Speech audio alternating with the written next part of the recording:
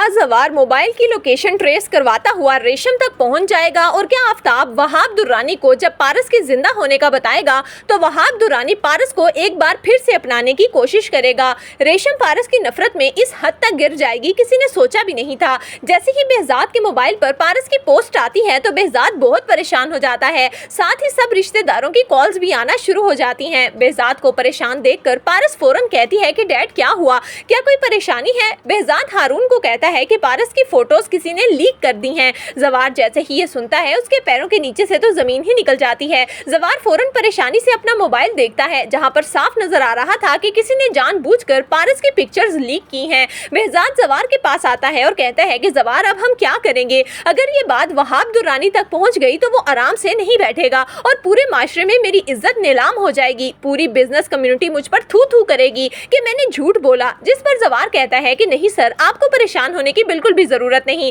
आप वापस शहर जाएंगे और जाकर प्रेस कॉन्फ्रेंस करेंगे और सबको यही बताएंगे कि आपको भी बस अभी पता चला है कि आपकी बेटी जिंदा है, उसे किसी ने अगवा कर लिया था। ये सुनकर behzad कहता है, ज़वार मैं अपनी बेटी की जिम्मेदारी तुम्हें देकर जा रहा हूँ, उसे अपनी हिफाजत में रखना। जिस पर ज़वार कहता है कि सर आप बिल्कुल भी परेशान ना हो, पारस मेरी जिम्मेदारी है और मैं ये जिम्मेदारी खूब निभाऊंगा। हारून ज़वार के पास आता है और कहता है कि ज़वार ये सब कुछ कैसे हो गया?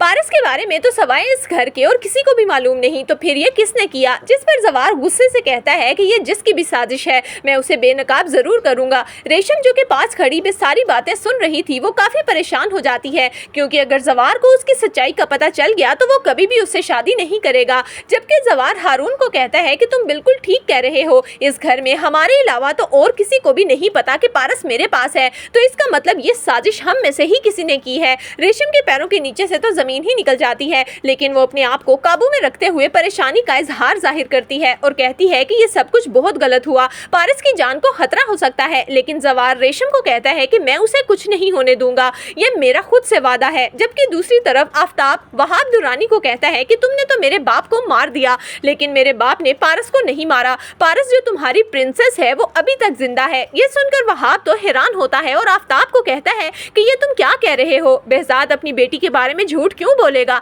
जिस पर आफताब कहता है कि तुमसे बचने के लिए तुम उसकी बेटी से जबरदस्ती निकाह करने जा रहे थे, बस इसी वजह से उन्होंने ये सारा ड्रामा खेला। पारस अभी भी जिंदा है और behzad मामू कभी भी उसकी शादी तुमसे नहीं होने देंगे। ये सुनकर वहाब दुर्रानी का गुस्सा आसमान को छूने लगता है। तो दोस्तों आपके ख्याल में क्या वहाब दुर्रानी पारस तक पहुंच जाएगा? आपकी इस बारे में क्या राय है? हमें कमेंट्स में जरूर दीजिएगा।